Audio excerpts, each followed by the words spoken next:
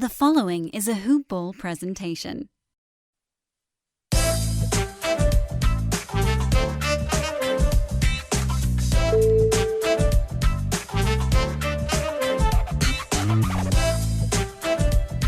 Greetings, everyone, and welcome to On the Fly, the official Pelicans podcast for hoopball.com, providing in-flight insight for all you Pella fans out there.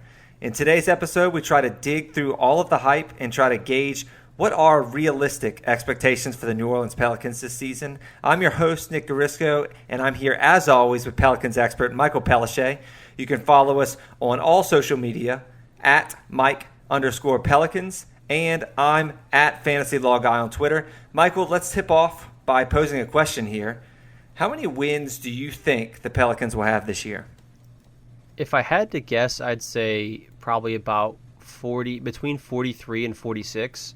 I don't have an exact firm number. I think one thing that's really important to keep in mind is that there's a lot of variance in game-to-game results, and sometimes, you know, like the teams who closed really well in the fourth quarter in one year might be really bad in the next year despite having the exact same players. That's something that Ben Taylor and Thinking Basketball got into. But if you're looking at this roster, I think there's a few things. So, one, they're very deep. This is probably the deepest Pelicans team I can think of maybe ever, and that's maybe even including the Hornets. I don't think I've seen 1 through 10 quite stocked up like this.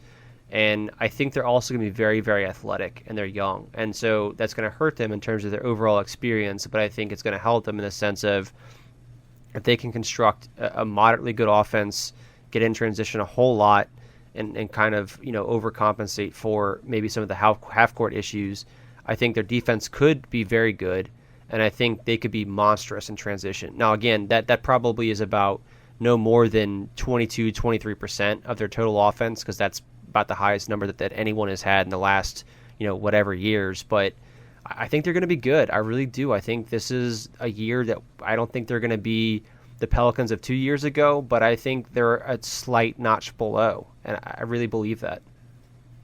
You mentioned some Pelicans half-court issues.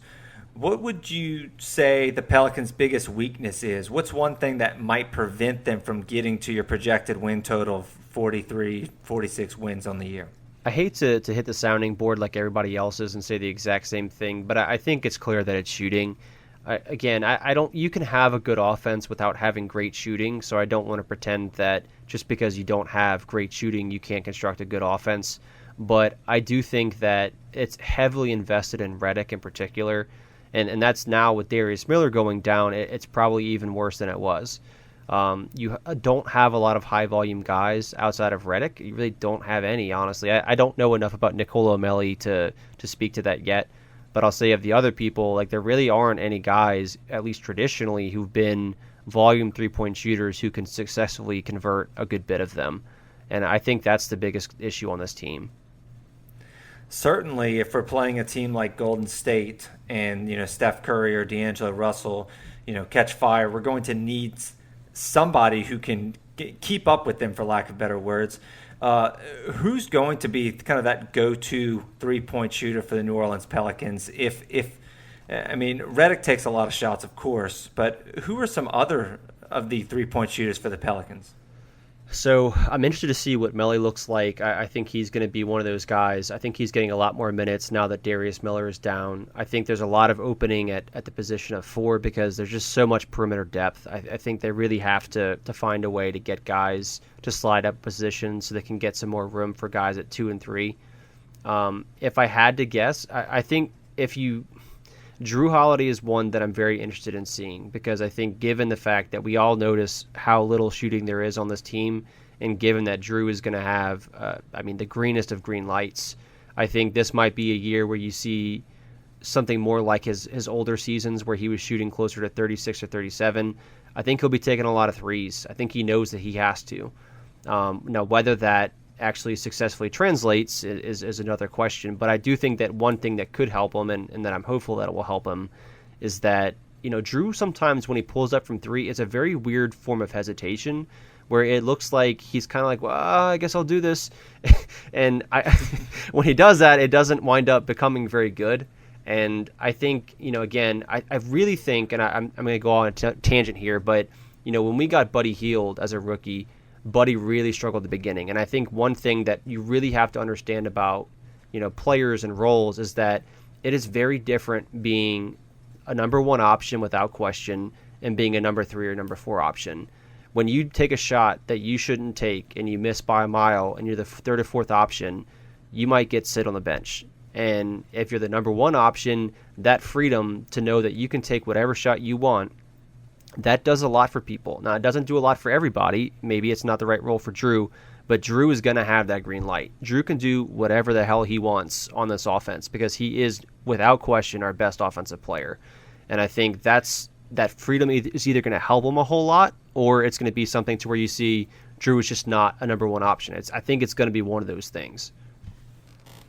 Right. I think that, David Griffin called Drew Holiday an MVP candidate, which was kind of surprising to the rest of the league, I think, because you don't really consider Drew Holiday to be an MVP candidate. But that might lead credence to the fact that, or to the idea that Drew Holiday might have more of a shooting role on this team. He might be posed to be the number 1 offensive scorer for this team, especially in clutch situations. I can't imagine that.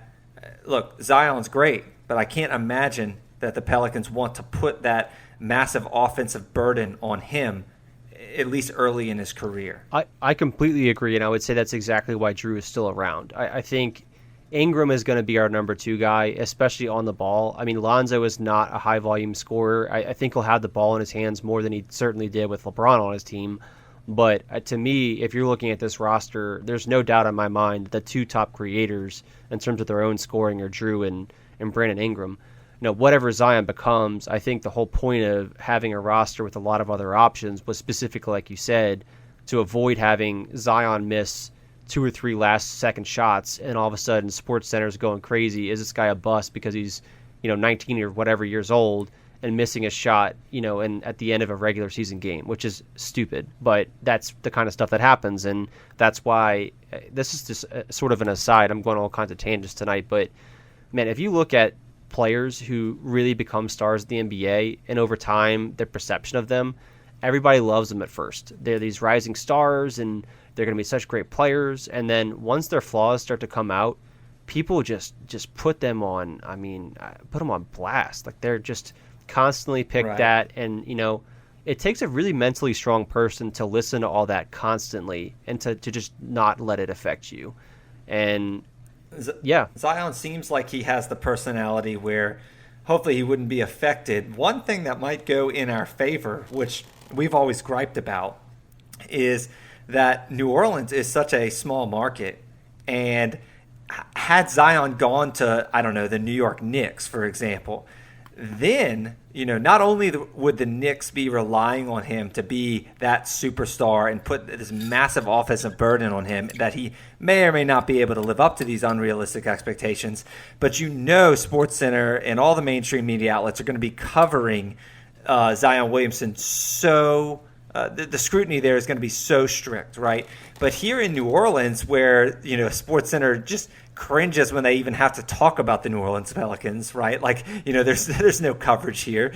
So here it actually might help Zion's development, at least from a personality standpoint, that he's not getting as much pressure from the national media as he would have if he went to a bigger market team.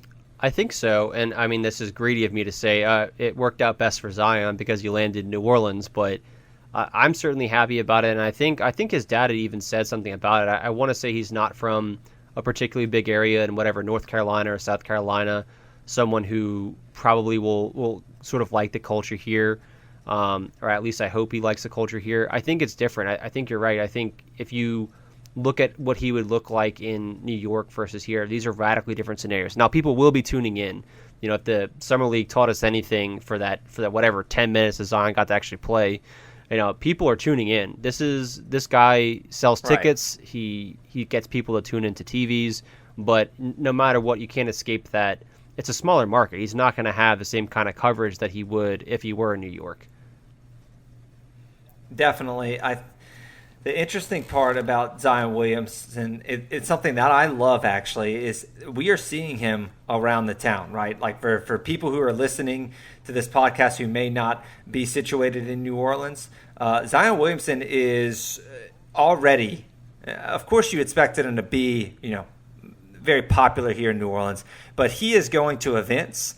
He's went to the first Saints game last night. He was there with Jackson Hayes and Nickeil Alexander-Walker. They also went to the first LSU game together. You're seeing Zion Williamson in particular attend all of these charity functions, which is great. Helping children, basketball camps, and all kinds of stuff like that. He's met Drew Brees a couple times, and which I think is amazing because Zion Williamson basically is the next Drew Brees of New Orleans, and you have to love that. But Zion Williamson is, he's everywhere. I mean, I'm seeing him everywhere, and I love seeing it. And the other thing I love about it is that I'm not just seeing Zion Williamson, right? I'm always seeing him with teammates. He's always with Jackson Hayes. He's always with Nickeil Alexander-Walker. And that kind of makes me optimistic about what David Griffin is kind of building from a locker room perspective. You kind of look at it from the sense like, not all teammates have to hang out together, right? But it looks like Zion Williamson is making friends, and more importantly, he's making friends within the locker room to kind of build the foundation for the future for the New Orleans Pelicans. And that might not show up on the win total, especially this year, but it's something to keep track of, right? Yeah, friend total. I mean, even more important, right? Now, it's something to keep track of because it's better than the alternative where you have issues in the locker room. And this is something that I'm pretty excited about personally as a Pelicans fan. I'm super excited. I mean, I'm giving you grief over it, but really, like I can't remember a group of teammates that I saw so publicly just loving New Orleans. And I think it means something right. that they're both doing it together and that they're also doing it here. And I mean, they, like you said, they've been everywhere and they're just fun. Like they just seem like great people. And it wouldn't matter if they sucked at basketball.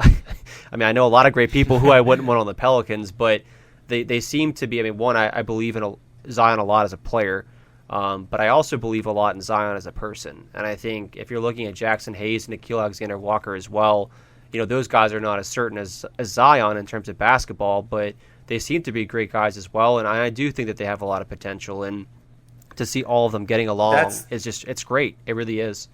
Yeah, that seems like something David Griffin kind of prioritized during the draft. And especially in, you could also argue athleticism, of course, because the Pelicans are already, at least offensively, one of the most athletic teams in the NBA already. And they're still, we're supposed to be rebuilding right now, right? But no, I think that, athleticism and, leadership, locker room fit, everything like that, personality really, and competitive desire to be great. That's something that David Griffin has really kind of honed in on and really prioritized in the draft. And, it sounds easy, right, Michael? It sounds like something every GM should do or every talent evaluator or decision maker should do, but not every team does that. As crazy as it sounds, a lot of teams don't prioritize, great competitive personalities like that. And a lot of teams don't prioritize, natural athleticism. I think, right? Yeah, and I think, I'm starting to see, and I think that the NBA is starting to catch on to how important it is to have your stars who are well-grounded people, which, Zion certainly appears to be. He seems like he comes from a great family. I think the way that I look at it now, and this is not obviously 100% true, but I think to some extent your character really determines, minus the lucky and unlucky things that happen in your career, your character is almost like your probability of reaching the success that you were projected to have. I think if you're someone who definitely falls apart under spotlight, well, you're certainly going to get the spotlight if you're a high profile player. And I think, given what I've seen from Zion, I mean, David Griffin said this about him, and it's one of my favorite things ever. It was he said he could see Zion being Draymond Green with rockets in his ass, and like that's great to me because I think Zion's gonna be much better as a scorer than Draymond ever was or will be. But if he became anything like Draymond on the stuff that people don't see, in addition to being a high volume scorer and a high character guy, and probably hopefully more tame than Draymond Green is. You're talking about Hall of Fame player. That's a really good player. I think he will be, but I mean that gets me excited because if that's what he's focusing on at the beginning, is finding ways to contribute in the margins, that's so valuable. Because if at some point someone else becomes a ball dominant scorer in this role, and you have someone like Zion floating around just making a difference in every way that doesn't come in the box score, holy crap, that's going to be a good player and that's going to be a great team. Well, you see, there's a lot of reasons to be optimistic about the Pelicans, and unfortunately, however, we have to talk about the Vegas projection win total here. And Vegas has us at 39.5 wins this year. That's the over-under for the New Orleans Pelicans right now. It's actually that 39.5 total is actually ranked 10th. It's the 10th highest in the West. So they have us as the 10th seed in the West right now. I realize that the West is a stacked conference. Michael, why do you think, what's the disparity here? Why do you think that Vegas is about 5 or 6 wins lower in their New Orleans Pelicans projection than you are? If I had to guess, it would be based on what they think is going to happen in terms of the Pelicans' goals. I think they would probably expect that the Pelicans are not really shooting for the playoffs and are maybe publicly speaking that they are and not really in full support of it. I do think the Pelicans are going to make a push for the playoffs this year. I don't think that they're looking to pretend like they're going to compete and then not do it. I think they see this as an opportunity to really carve out, a viewership here and a real investment from the fans. And I don't think they're going to blow that because they tried to do that several times when Davis was here, and it never panned out for various reasons. But, I think starting from the top, I think Gail is really invested. That's why she got in Griffin, because Griffin was looking for the right opportunity. I certainly think Griffin's invested. I don't think anybody I've ever seen has loved his job more than David Griffin has. That guy seems like he's on cloud 9 doing this. And I think the team's ready. I think they're going to compete, and I don't think they're going to fold at the end of the season. I do think that it's probably important to talk about the schedule and the way that it lines up because they do have a tough start. There's a guy named Ed Kupfer. I apologize to Ed, who is certainly not listening to this podcast for mispronouncing his name, but he puts together these sort of like rolling win percentages for the opponents per month. So he shows that basically the Pelicans at the very beginning of the season are playing like almost 60% win teams in terms of the Vegas expectations, and it's going very far down to, just a very low total at the end of the year. So they're playing cupcake teams at the end of the year, presumably, and they're also playing really good teams at the beginning. Now, there are a few things there. So at the end of the season, when teams are young, they typically tank, right? They're playing the younger players. They're not trying to win now. The season at that point is over. They're resting players who are almost assuredly hurt because that's most NBA players are playing through something during the season. And you're playing these cupcake teams when they're not trying to win. Now, that's great. But to do that, you also are playing teams at the beginning of the season who are very good. And very good teams, I expect, would want to come off to a good start because they wouldn't want to be falling behind, and playoff seeding does matter. So, yeah, it's going to be a tough start. And I think if they can weather that storm, things can be very, very good. And I think if they can't, then, yeah, maybe you are talking about something closer to 39 or, even possibly below that, if that's the way it shakes out. Right, and we already discussed this, but going to the slow start here, you also don't want a slow start because you really want the fans of the New Orleans Pelicans to get behind this team, right? Football is obviously the number one passion for New Orleans and for the state of Louisiana. It's a football state, it's a football city. You want the Pelicans to start fast because you want people to not, people on the trying to hop on the bandwagon to not think, oh, they were all hype or, oh, they're not ready yet. Yeah, I love Zion, but, they're a year away. That's one of the reasons that you absolutely want the Pelicans to start quickly. And unfortunately, it looks like the meat of the schedule or the most difficult portion of the schedule is at the very, very beginning. So it's going to potentially take some patience. But it also means that if we can hang around in there, it also means like we might really finish really well down the stretch, which will happen to be the exact time where all of these new players, who haven't played together, right? Brandon Ingram, JJ Redick, Derek Favors, Lonzo Ball, Drew Holiday, Zion Williamson. None of those guys have played together, except for Lonzo Ball and Ingram, of course. But none of these guys have played all together.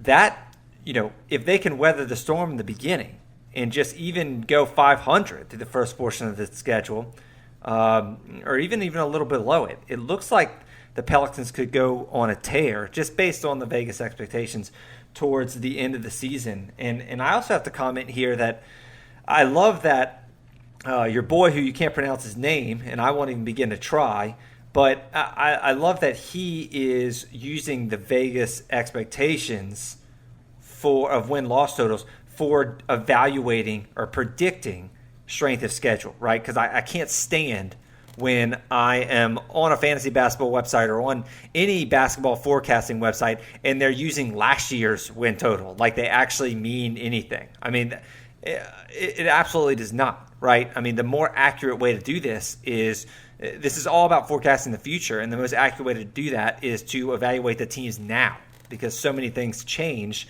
throughout an offseason and everything like that. So, I mean, using last year's win total for the Lakers is not going to give you the same type of evaluation for this year's Lakers. Obviously, you can predict that that's going to be a much tougher opponent than the Lakers would have been last year. So that's just one example. It applies to almost every team, though. So I appreciate that the guy's using Vegas win-loss totals there. Staying on Vegas here, Vegas actually sees this as a sub 500 team, right? 39.5 wins. And so while there's a lot of hype around this New Orleans Pelicans team, Vegas isn't really buying it. It might be for the reason that you said. They might not be seeing us as a playoff contender now, even though you mentioned everything that David Griffin has really done this offseason has kind of indicated that we are kind of in win-now mode. Is there any reason that, what's the main difference, I should say, that you see us as more of a win-now team than Vegas does? I think a lot of it relates to Drew. I think if Drew is playing sub 30 minutes, we're having a different conversation. I don't think that's going to be the case. Maybe you can talk about him going more towards like 32 minutes, but not because they're trying to lose games, but rather because they're trying to keep him fresh and use our depth as an advantage. I think at some level, I just can't get around the fact that most of the guys that will be getting major minutes are guys who are young players who are, I'm not going to pretend like they're stars right now, but I think they're guys who could all, in the right world, become stars. And I think they're all at least decent basketball players. Like, you're not playing guys. Lonzo Ball, like, people love to hate on him because his dad just does a huge disservice to him by all of his weird promotions. But Lonzo Ball is a really smart basketball player. He can play. Brandon Ingram, at the end of last season, Brandon Ingram was playing very, very well. And Brandon Ingram, I'm not as certain about him as I feel like I am about Ball, but I do think he's going to be good. And, that's three guys right away. You have Favors, who I think people are really not realizing how good he's going to be this year. Favors is someone who, if you talk to anybody in Utah, was really held back by the fact that his skill set just overlapped with Rudy Gobert's a lot. He shouldn't have been playing the four there. They tried to make it work, and they actually did. They were actually really, really good together as a team with Favors and Gobert there, despite their sort of improper fit together. Favors can play. Favors is going to play the five, and he's going to have a monster statistical season, at least on a per-minute basis. And how many minutes he gets, I don't know, but I would guess it'd be closer to like 25 to 30, and I think more approaching 30. And then that's not even counting Redick, who Redick chose to be here for a reason. Redick did not come here to play 2 minutes a night. I can promise you that. And they certainly didn't pay him what they paid him to make that happen. Redick's going to play. Like, you have players. This is a lot like what Philly did. They had young players. They put Redick around him, and they put other players around them to win. They still rebuilt in that way, and they still had a growth trajectory based on the players being so young. I think that's what they're doing. They're putting solid veterans around guys that they think can be really good. And Drew is their best player, and Drew is good, man. I don't think the MVP candidate talk, I think is a little premature. I'm not going to pretend like I know as much as David Griffin, but I do think Drew at his peak could be a top 12 to 18 player in the NBA, and if you have that plus a lot of depth, like you're talking about a pretty good team. So that's where I sit with it. Right. I mean, MVP candidate might have been a little hyperbole from his from his GM there, and I think kind of at least kind of saying that he was going to be the focal point is probably more what he meant there. JJ Redick, you mentioned, that's a great point you made about JJ Redick, because Redick could have easily taken another deal, right? He could have easily been that final piece or that role player on a championship team. He could have ring chased, and he decided to come to the Pelicans. And if the Pelicans were in full rebuild mode, they wouldn't have given the veteran J.J. Redick the contract they did, right? And they wouldn't have brought in Favors. I get that Favors may help Zion Williamson's development by moving to the 4 or keeping him at the 4 instead of playing the 5. And I also get that you should pay a certain price, or you can expect to pay a certain price in any good rebuild for some veteran presence that will be a good locker room presence and kind of guide the rookies or the young players on the roster like J.J. Redick might be able to do. But J.J. Redick's making way too much money to actually come, just to be signed for that purpose alone, right? Like I think he's going to be a key contributor here. He might probably will even start, right? He could. I really want him as a starter. This is something that I've been banging on that drum for a good while. If I'm looking at this team, I think based on the fit of the players, I really want Drew to be off the ball more, and I think that means that you're probably playing Lonzo with him. I think Zion has to start. Lonzo allows him to do that. I think Zion has to start. I think Favors has to start. And given those 4, I think it's really hard to put Ingram in there and make it work. Now, I could be wrong. Now, maybe they find a way around the lack of shooting, and maybe they wind up being really good in spite of that, and then Redick doesn't have to start. But I would always, if I'm going with it, I would say let Ingram come off the bench, have as many shots as he wants, let him finish games, and then let Redick start. And we saw that last year, right? Now, you mentioned it earlier in this podcast. We saw that last year where Ingram actually thrived in that role after all of the injuries that the Lakers had. After LeBron, started sitting out games, Ingram really did thrive in the role as kind of being the guy. And no offense to the Lakers, but by the end of the season, the quality of play that Ingram was surrounded by is probably going to be similar to our backups, right? I mean, we are a pretty deep team.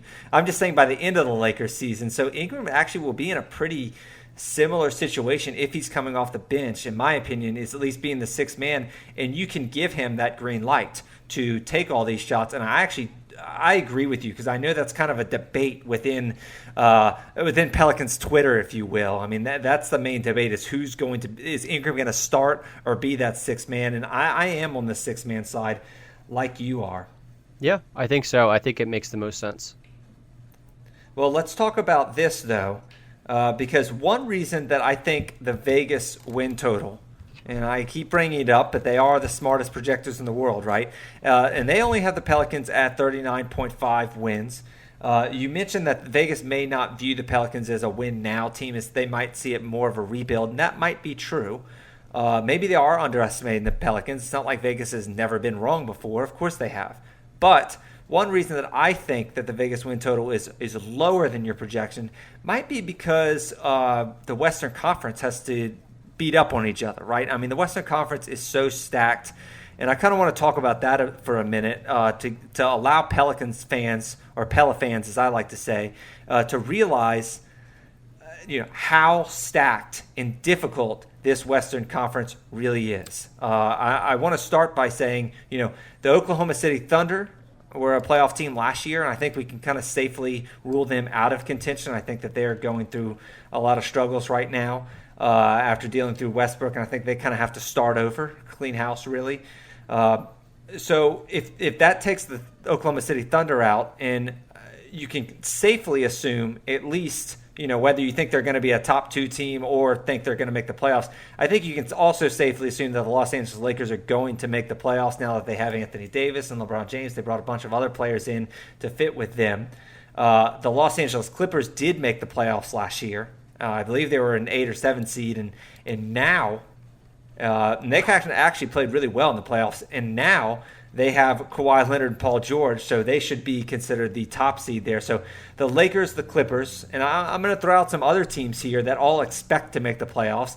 The Golden State Warriors, they lost Klay Thompson. They might be playing without him, but they lost Kevin Durant, but they got D'Angelo Russell. They expect to make the playoffs, right? The Denver Nuggets and the Portland Trailblazers certainly expect to make the playoffs. The Houston Rockets expect to make the playoffs, and the Utah Jazz expect to make the playoffs. I think that all of them probably will make the playoffs. So that's 7 teams right there, and only 8 teams make the playoffs. So I haven't even mentioned the San Antonio Spurs, who are under Popovich, or I wouldn't say they're a perennial powerhouse anymore, but they're always competitive under Popovich. And the Dallas Mavericks, I know a lot of people might be scoffing at that, but they are kind of on the rise like the Pelicans are. And I think the Spurs, Mavericks, and the Pelicans are 3 teams that might be all in the same division. There are 3 teams that might kind of be fighting for that last spot. And of course, there will be injuries. There will be variables. You can't predict everything. One of these teams will inevitably, lower than the guys that I've said will surprise. And 1 or 2 of these teams that I've projected to make the playoffs, at least by Vegas, will, have a disappointing year. But at least to me, how loaded is the West, where you have teams like the Spurs and the Pelicans and the Mavericks all actually competing for a spot? Michael, what's your take on the Western Conference in general, and if the Pelicans, are good enough to actually make the playoffs? I'm looking at it. I see 4 teams that I mean, given that they don't have crazy bad injury luck, that are actually locked to the playoffs. I think it's the Jazz, the Nuggets, the Rockets, and the Clippers. I think the Lakers are pretty close to a lock. I think they're certainly going to be good enough to make the playoffs. So I'd say that they're probably close. I don't think, though, that they're in that same tier with those other teams. I don't think Golden State is going to be – I think they're going to have some problems. Certainly Steph Curry is still a phenomenal player, but it's a lot. And the way that Steph creates is very different from a lot of the other top options. Steph does a lot of stuff off the ball, which is great because it makes it harder to defend sometimes, but it also requires a lot of energy spent by him. So for him to be a volume guy to the level that he needs to be, you're going to need a lot from Russell. And they haven't played together. Clay's out. Draymond Green is certainly fantastic, but this is not the same team. And I think that I don't see them as clearly better than the Pelicans. I know that sounds crazy to say, but I don't think that that's the case. I really think after you get past those 4, I think teams like 5 through 10 or 11 are really closer than most people would think. I think Portland's going to have some problems with Nurkic going down. If Whiteside becomes anything like he was supposed to be, maybe that sort of eliminates that issue. But I think the Pelicans have a solid shot. And like you're saying, I think the Mavericks will be making a push. Memphis, I think, is obviously they've shown their cards. I actually think OKC will be more competitive than people are expecting, especially if they're actually playing their top players, because Gallinari and Shai Gilgeous-Alexander can play, as can Chris Paul. I know Chris Paul isn't what he was before. Steven Adams is still a really good defender, despite the fact that he's sort of being phased out in today's NBA. I think they could wind up being competitive, but I don't. Yeah, they could be a scrappy group. Anyone with Chris Paul, they're going to be scrappy. I can tell you that people are not. Yeah. They're not going to like to play them. They want. I shouldn't have said they're not going to be an easy win, but I would be surprised if they made the playoffs. Although, hey, a lot of people would have been surprised if they would have projected the Clippers to make the playoffs last year, and the Clippers were kind of that scrappy group that they were able to get in and even kind of frustrate. I think they played the Warriors in round 1, right? I had to check on that, but I think honestly, it's been so long since I thought about this stuff. Yeah, we're always focused on the future here, but I think that it's just really interesting and really unfortunate, actually, that the Western Conference is just so loaded. And while the Pelicans might be a team that gets has a winning record, which, by the way, if you would have told us that 3 months ago, or 3 or 4, 5 months ago, before we ended up with the number 1 pick, before we got Zion, before David Griffin, et cetera, if you would have said that beforehand, we would have thought you're crazy. This was looking like a 3-year at least rebuild. And now we're talking about the playoffs in the stacked Western Conference, which is great. But unfortunately, it's tough. And the Pelicans might be in a situation where they hit your expected win total at 43, 46 wins, have a winning record, and actually miss the playoffs, unfortunately. It's possible, but I really do think they have a good chance at it. And, would I be surprised if they were 9th or 10th? No. But, I don't think... That's where I tend to have them right now. I'm a little lower. I think the Pelicans are going to win about... I think they're going to be about 500. I'm kind of looking at that 42, 41 wins even. I do think that I would bet the over on the Vegas total, 39.5, but I'm not quite going as high as your total, and I don't think that they're going to make the playoffs. And it's not a knock on the Pelicans. I'm just kind of obsessed with how good the Western Conference is, and I don't think we're going to be there yet this year. But obviously, I have a lot of optimism for the future here. I think that's fair enough.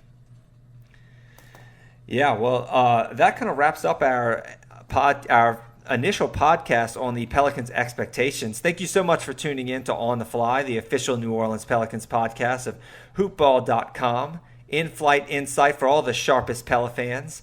We'll be covering fantasy basketball expectations for the Pelicans next week. You can find me at Fantasy Law Guy on Twitter. You can find Michael at Mike_Pelicans. Thank you so much for listening today.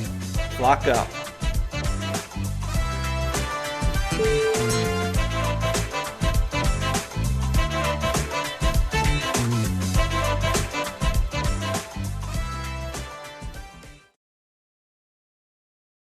This has been a Hoop Ball presentation.